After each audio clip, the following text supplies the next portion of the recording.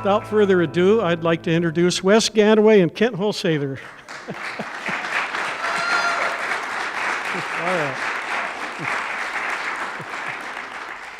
Kent takes the floor first. Well, thank you for everyone coming out tonight. I know it's rainy, but everybody likes a little rock and roll once in a while, so that's what we're here to give you, a little bit of that and a little bit of the history. Some people think the first rock and roll records were like in 1947 with Good Rocking Tonight. In 1949, they had Rock a While and The Fat Man by, guess who? Fats Domino, of course. But somewhere in the consensus is probably 1951's Rocket 88, which is named after a fabulous car.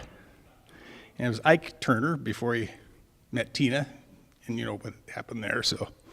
And it was sung by saxophonist Jackie Brenson, who I'm not sure if he wrote it, but he was the singer. During the 30s, 40s, and 50s, rhythm and blues, jazz, country, gospel, and other forms of music swirled around each other as musicians experimented with new rhythms, styles, and ways to express themselves vocally. During the 40s and early 50s, African-American genres such as jazz and blues started blending with rockabilly, country, and swing as whites and blacks began to incorporate each other's music into hybrids of their own that was totally unencumbered by the strict musical conventions of the time, you know, like the Lawrence Welk stuff. And the music was unpredictable and volatile and was constantly redefining itself. The establishment labeled it vulgar, rebellious. But the kids and young adults, they flocked to it in droves, and causing what would be defined as the generation gap. And we all know what that was. One of the big milestones happened in 1952 in Cleveland, Ohio, where the Rock and Roll Hall of Fame is, by coincidence. Disc jockey Alan Freed, who evidently coined the phrase rock and roll, decided to highlight an upcoming artist with a rock and roll concert called the Moondog. Moondog was a nickname given to a subculture hero named Louis Hardin, who was a beatnik icon, and later on became a hippie, and he was kind of the head of the hippie movement. He was just kind of one of these guys where, you know, people go in the front door and back door. He went through the side doors, you know, one of those kind of guys. So they decided to have this thing at the arena in Cleveland. So they sold 10,000 tickets. Unfortunately, there was twice that many printed illegally, so about 20,000 people showed up for 10,000 seats.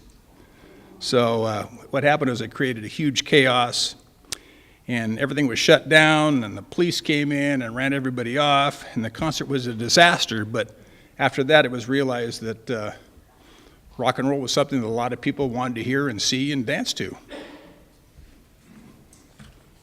That's Alan Freed there. He's been dead for quite a while, but and he kind of ran the show in Cleveland for quite a while, and he was kind of instrumental in really getting the whole thing going. While rock and roll was gaining considerable traction around the rest of the country, the Northwest was kind of lagging behind because, you know, there was no interstate. It was all, you know, two lanes. Nobody ever got out here. And in 1954, there was a group of 4 young men from Tacoma who basically cut their musical chops in their church choir. And they formed a quartet called the Barons, okay? And in 1955, they went to California and recorded Eternally Yours and Boom Boom. I don't know if anybody's heard those songs. And later they recorded I Know I Was Wrong and My Dreams, My Love, which actually charted at number 14 on Billboard, which was really good. And they were up there with Fats Domino and several of the big ones. But their next records that came out did really bad, and they were dropped from the record company. And by 1956, their national popularity had dried up, and they basically retreated back to Tacoma and played the local venues, you know, like the Castle or the Spanish Castle and places like that. And over time, the group basically and their songs just basically faded away, and they just went away. In fact, that's why probably very few people ever heard of the Barons. Then after the Barons, up in Bellingham, a group formed up in, 59, called the Swags. And The Swags had John Martin, Alan Barr, Galen Ludke, Chet Dow, Wayne Morissette, and George Johnson. And they were actually from 58 to 60, actually. They weren't around too long. And their big hit was Rockin' Matilda. And Dick Clark heard about it, and he actually aired that single for 2 weeks on American Bandstand. So they got a lot of coverage there. In fact, they sold over 250,000 copies of that. And it was actually #1 in Hawaii, and it was pretty much #1 in Australia, but the old people in Australia really thought it was a front to waltzing Matilda. So another generation gap thing here. They would end up playing pretty much every major venue in Western Washington and went head-to-head with battles with the top groups in the state, including the Whalers from Tacoma. And they also opened for some many big names. They opened for Gene Vincent and his Blue Caps. They opened for Eddie Cochran. They opened for Johnny Burnett. And they opened for Ritchie Valens. But then the band broke up after high school when the Army and colleges beckoned. By the way, the Swags were the first rock and roll group that opened for the Beacon. The next group, I don't know how many people you can recognize here. Bob Moles is playing the keyboards. The other people are Art Berquist, Marty Groves, Reg Shannon, and Terry Martin. And they played at the Ferndale Roller Rink. That was a big one back in the late 50s, early 60s. Well, in fact, it went all the way through into the 70s. They played at the Forest Grove, the Beacon, the Spanish Castle, at local high schools, of course, and then where they were in a battle of bands up at Blodell with the Swags. They were together till about 1962, and then they split up and went different places.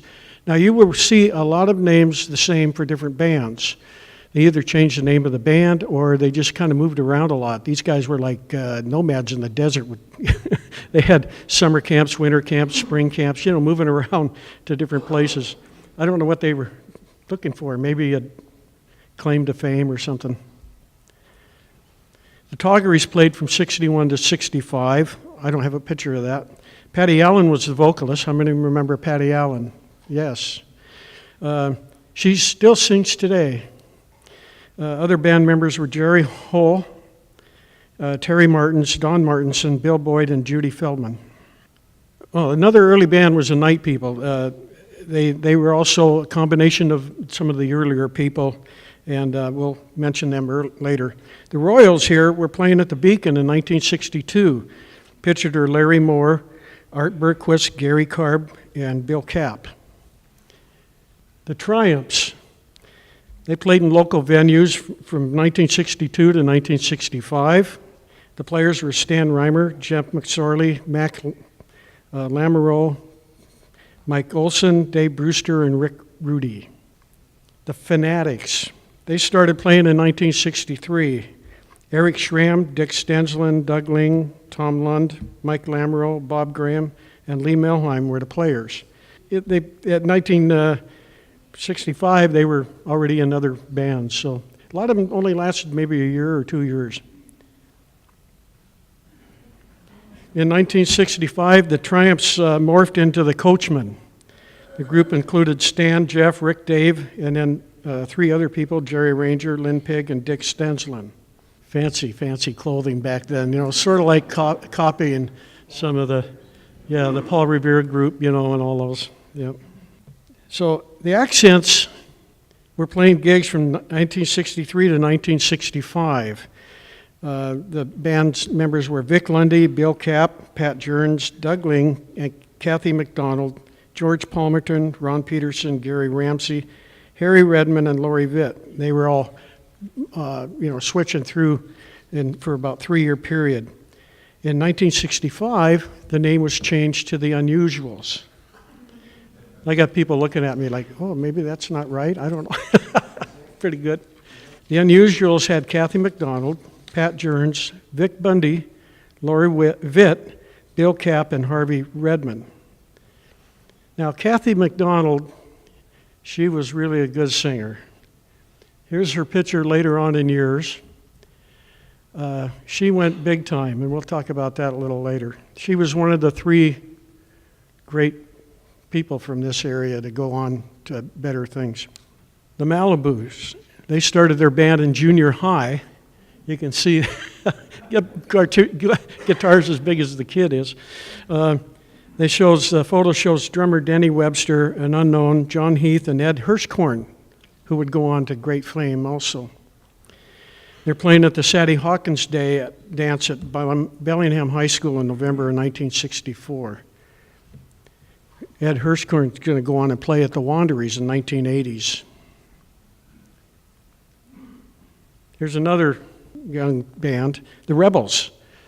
The Rebels played while at Fairhaven Junior High in the mid-60s. Craig Cole, Mitch Bernardi, Mike Grimson, Steve Reimer, and Rob Rideout played together through high school. Here's another picture of them later. Yep. You see, everybody had to get in on the uniforms. The Safety Patrol was another band started by students at Western. The group played in 1967 and 1968. Now, the group included Hal Wright, Bill Tootle, Bruce Kirkman, Jack Hansen, and Jerry Dawson, who was later replaced by Rich Condon. Their lead singer was Kathy McDonald. In May of 1967, the group played with Jefferson Starship at Carver Gym. Shortly after, the name of the band was changed to Fat Jack. The main venue for the band was the Scene on State Street. Everybody remember that? Anybody? It was in the Sunset Block. And it changed names several times before the block was torn down in 1970, 68, somewhere near. It's on the northwest corner of State and Holly. There's a bank there. Yeah. Kathy McDonald was firing for missing practices, which allowed her to head for California and fame, becoming an Ikette for the Ike Turner Band. Then she went on to be, with a lot of big groups and sing a lot of her own songs and stuff. So it was really soon noted that Kathy really didn't need to practice, and she was sorely missed. The band opened for Grateful Dead in Seattle in September and shared the stage with Merrily Rush and the Parker's Ballroom. These are all big venues at that time. The group then went to San Francisco, where the manager purchased an old rundown hall, which turned into a big mistake because the band lost all of their money and they had to disband.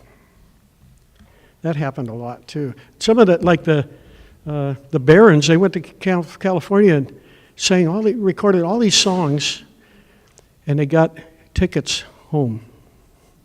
A lot of money there. Who was it? Pat Jerns was saying that sometimes they'd be really lucky if they made $50 a gig. Had to split it up. Kind of a young group here. Yeah, the Crystal Tricycle. They started in 1957. The members were John Horgdahl, Steve Sanders, Win Hawes, Lynn Beckett, Mike Kurtz, Jenny Horgdahl, and Annalyn Wilson. The group is still playing today. Now, this is what they look like in the later years. And this is what they look like today.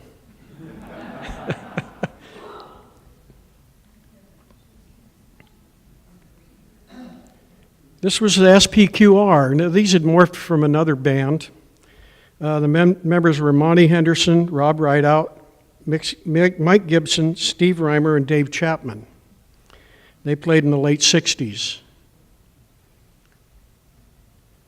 Here's the Magic Touch in 1969.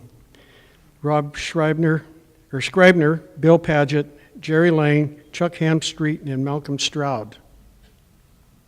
The Lime Surprise. You guys anybody remember these? Jack Parham's on the left. We worked with Jack for 35 years or so. Chuck Hamstreet, Bill Paget, and Eric Peterson. And they played through the 70s.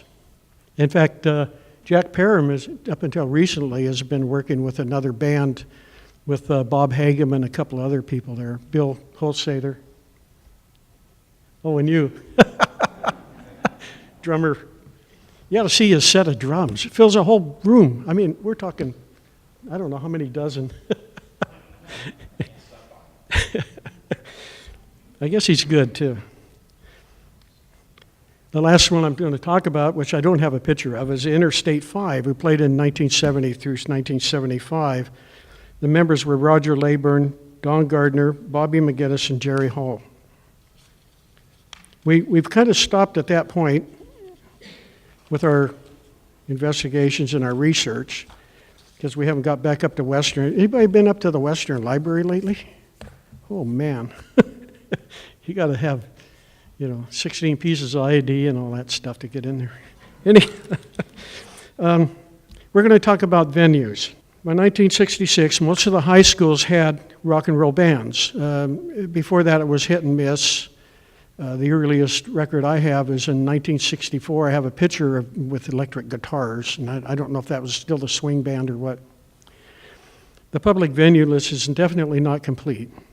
Known venues include the Pioneer Park Roller Rink in Ferndale, the Whatcom Sports Arena, which was the home of the Thumpers, Western Washington College, the Iron Bull, Pluto's, Good Luck Charlie's, the Body Shop, the Alpine, the Hacienda, Bill's Tavern with the Monarchs, Village West, the Castle, the Keg Room, the Ram Pub, the Beacon Ballroom, the Coconut Grove, the Breakers and the Reef, and the Crystal Ballroom in the Leopold.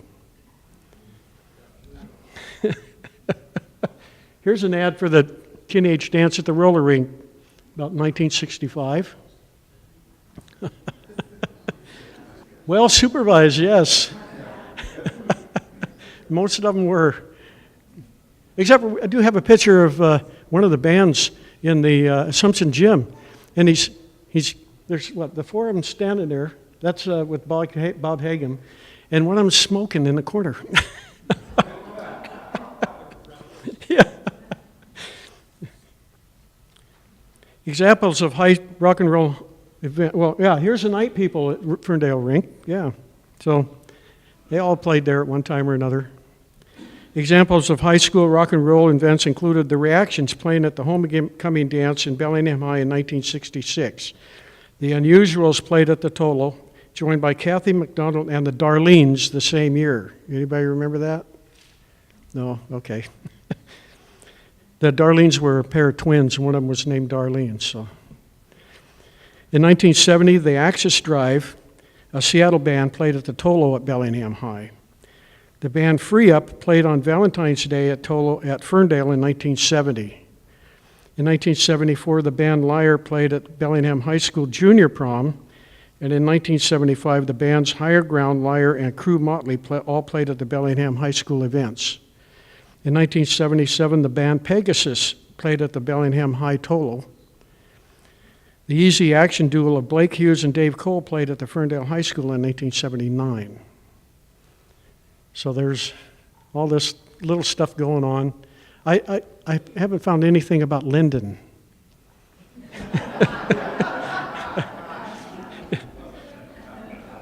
Yeah, I'm not sure about that. I don't know if dancing and that stuff was, well, we know it was prohibited in drinking establishments. Here's the Beacon Ballroom, dancing to the Skippers. The Beacon Ballroom was on, the Blaine Road? Blaine Road, just south of Blaine? Yeah. Yeah. The Establishment, that was another name for the state, and I think there was one other name. Well, it was called Music Circus. The music, what? Circus. I played there. Yeah, okay. Yeah, it had a wall with the go-go dancers up in these cages on the wall or something, and he was in one of them with his drums. I don't know who David, Mel, and Edwin and Terry were. Huh? Oh, okay. So this was in 1968, or 65, I think. Here is the Beacon Ballroom now. It's a religious center now, I believe. The Breakers. So, I should go back. Okay. Some of the bands that played at the Beacon Ballroom in the early days were the Accents, the Kingsmen, Paul Revere and the Raiders, the Pied Pipers, Question Mark and the Mysterians, the Statics, the Stingrays, the Swags, the Unusuals, the Viceroys, the Vancouver Playboys, and the Whalers. And like I said before, the Swags were the first band to play in the ballroom. The Breakers. Now I have two pictures of the Breakers, one before and one after. The Breakers opened in 1934 as a drinking establishment and served thousands of Canadians on Blue Law Sundays. They'd come down there and there would be up to 2,000 people, and they'd be parked along this little narrow road, and they'd come out and they'd immediately back into the ditch, and so there were always tow trucks available for use. Drinking and dancing in the same building. That was against the law in most places except for Point Roberts. Point Roberts is unique in that the Canadians don't want anything to do with it, and the Whatcom County ignores it, the county people. So they've done a lot of things up there. The Bakers burned in 1983, and it was rebuilt by 1985 in the fall, just before Expo 86. In Canada, when they got rid of the blue laws. One weekend there were 500 people in the ballroom. The next weekend there were 2. Yeah. Here's it is today. We just went up yesterday and took a picture of it. It's been empty since 2009, I believe. It was a huge building. They had to make room. They didn't have any parking before, so they had to leave room for 900 cars after they rebuilt it. They became a concert hall because the Canadians quit coming down to drink, so they had all these fantastic people playing there on weekends. They had the 5-man cargo. A lot of these were in the 80s and 90s too. The 5-man cargo, April Wine, Bachman Turner and Overdrive, Barney Bentall, Brave Belt, Chuppy Checker, Colin James, The Commitments, Doug and the Slugs, Gabriel, Kim Mitchell, The Kingsmen, Max Webster, Lawrence Gowan, Long John Baldry, Loverboy, Privilege, Rocket Norton, Sparkling Apple, Steppenwolf, Trooper, Unholy Rollers, and Wall Street. That's just not all of them either. That's the only one we could find now. Randy Mocklin moved to the Breakers in 1971 with a band called the Brave Belt. In 1973, they became Bachman Turner Overdrive. Taking Care of Business was first played with a live audience at the Breakers. Bachman's mailing address was the Breakers, and the band called the Tavern their home base until the early 90s. Another famous band was living at Point Roberts in the 70s, The Heart. Nancy and Ann Wilson and their boyfriends. One of the boys had decided he didn't want to join the Army during the Vietnam conflict, so he moved to Canada. And I think it was it Ann's husband or? Yeah, I can't remember. Anyhow, one of the Fisher kids. And so he would just come down and walk. Now, has anybody been to Point Roberts? Have you been along the main drive going out to the monument? Have you seen the wall? The little curb, the yellow curb, it's about this high.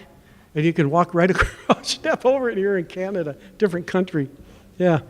So I think there was a lot of that going back and forth back then. It was before all this other stuff happened. They had a house at the Point where they first cut an album called Dreamboat Annie with a single, Crazy on You. That was written in the house there. The song reached number 35 on the Billboard chart. Right across the street from the Breakers is the Reef. The Reef is now belonging to the Kinsey family, the old wrestlers from Blaine. And the bands there, it came a little later, so it wasn't didn't have the big number of bands at that time. It was the Boundary Bay Boogeyman, the Duesenbergs, Gabriel, and Wall Street.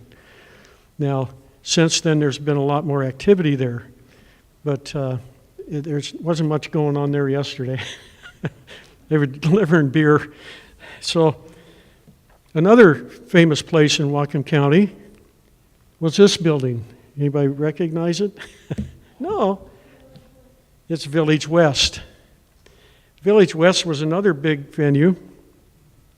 Included the people playing there included City Zoo, Every Mother's Son, Ian Whitcomb, the Kingsmen, the Knickerbockers, Merrily and the Turnabouts, Sam the Sham and the Pharaohs, the Sonics, Swinging Medallions, the Stingrays, Stone Ponies with Linda Rodstad, the Tremolos, the Unusuals, and the Wailers.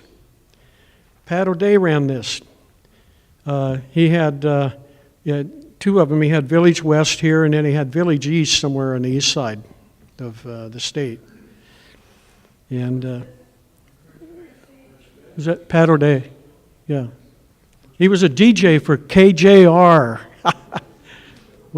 that's Deb and I, we grew up in Seattle. Okay. What's that? Yeah. No, it's at Birch Bay. Yeah, you know where the Sea Shop is? It's just up the street, right behind it. Assumption Gym. Bobby Hagem's band is up on the stage. I don't know what the band was called. Yeah, no idea. A large number of rock and roll dances took place there in the Assumption Gym in the 60s and later. Merrily Rush and Conway Twitty both played at the Assumption Gym.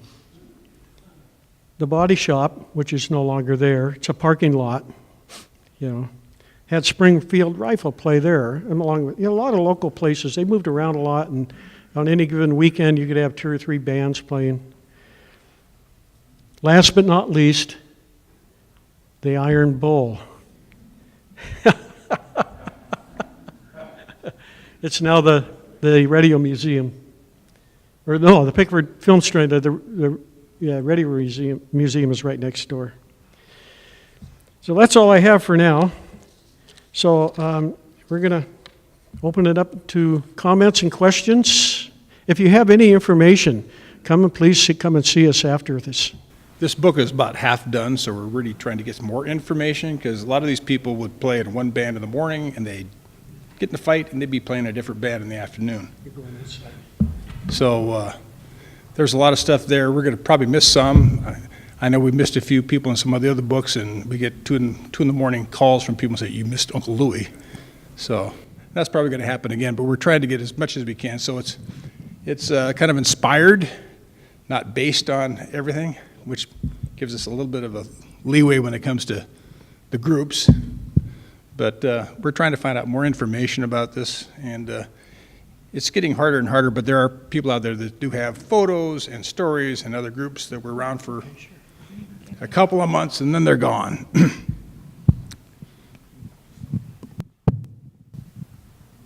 There's people that came and went all the time here that people don't remember, and a lot of people, cut their teeth up here. Kathy Mcdonald, when she left Fat Jack, she hitchhiked down to San Francisco because she was going to try out for Big Brother in the holding company.